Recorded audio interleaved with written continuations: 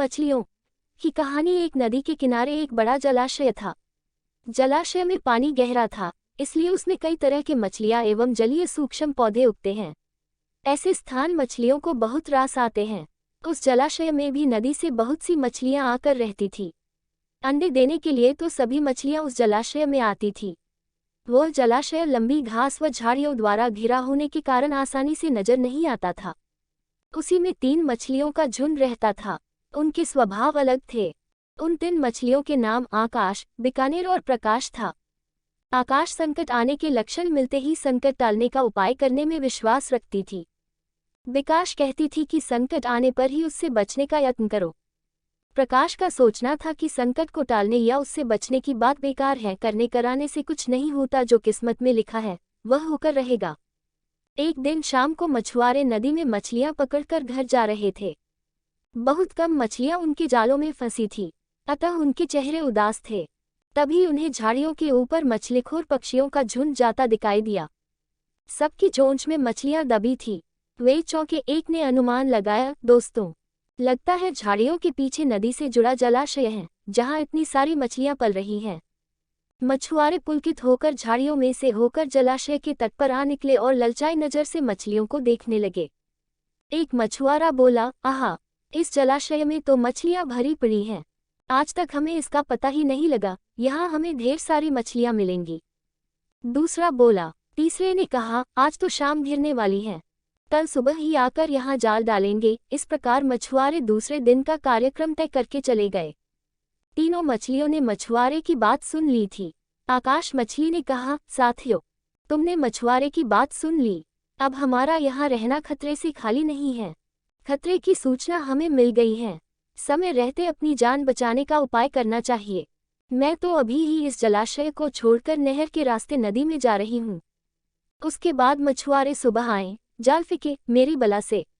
तब तक मैं तो बहुत दूर अटखेलियां कर रही होऊंगी। विकास मछली बोली, तुम्हें जाना है तो जाओ, मैं तो नहीं आ रही। अभी खतरा आया कहाँ है, जो इतना घबराने की जरूरत है। हो सकता है संकट आए ही न। उन मछुआरों का यहाँ आने का कार्यक्रम रद्द हो सकता है। हो सकता है रात को उनके जाल चूहे कुतर जाएं। हो सकता है उनकी बस्ती में आग लग जाए, भूचाल आकर उनके गांव को नष्ट कर सकता है, या रात को मूसलाधार वर्षा आ सकती है और बाद में उनका गांव बह सकता है। इसलिए उनका आना निश्चित नहीं है। जब वह आएंगे तब की तब सोचेंगे। हो सकता है मैं उनके जाल में ही न फंसूं। प्रकाश ने अपनी भाग्यवादी बात कही, भागने से कुछ नहीं होने का। मछुआरों को आना है तो वह आएंगे, हमें जाल में फंसना है तो हम फंसेंगे। किस्मत में मरना ही लिखा है तो क्या किया जा सकता है। इस प्रकार आकाश तो उसी समय वहां से चली गई। विकास और प्रकाश जलाशय में ही रही। भोर हुई तो मछुआरे अपने जाल को लेकर आए और लगे जलाशय में जाल फेंकने और मछलियां पकड़ने। विकास ने संकट को आए देखा तो लगी जान बचाने के उपाय सोचने। उसका दिमाग तेजी से काम करने लगा। आसपास छिपने के लिए कोई खोखली जगह भी नहीं थी। तभी उसे याद आया कि उस जलाशय में काफी दिनों से एक मरे हुए ऊदबिलाव की लाश तैरती रही है। वह उसके बचाव के काम आ सकती है। जल्दी ही उसे वह लाश मिल गई। लाश सड़ने लगी थी। विकास लाश के पेट में घुस गई और सड़ती लाश की सड़ांध अपने ऊपर लपेटकर बाहर निकली। कुछ ही देर में मछुआरे के जाल में विकास फंस गई। मछुआरे ने अपना जाल खींचा और मछलियों को किनारे पर जाल से उलट दिया। बाकी मछलियां तो तड़पने लगी, परंतु प्रत्युदम साध कर मरी हुई मछली की तरह पड़ी रही। मछुआरे को सड़ांध का भापका लगा तो मछलियों को देखने लगा। उसने निश्चल पड़ी विकास को उठाया और सूंघा, आग, यह तो कई दिनों की मरी मछली है, सड़ चुकी है। ऐसे बड़बड़ाकर बुरा सा मुंह बनाकर उस मछुआरे ने विकास को जलाशय में फेंक दिया। विकास अपनी बुद्धि का प्रयोग कर संकट से बच निकलने में सफल हो गई थी।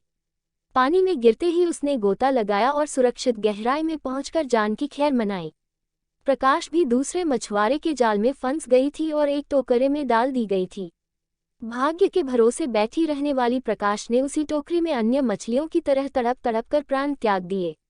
सीख, भाग्य भी उन्हीं का साथ देता है जो कर्म में विश्वास रखते हैं और कर्म को प्रधान मानते हैं। भाग्य के भरोसे हाथ पर हाथ रखकर बैठे रहने वाले का विनाश निश्चित है।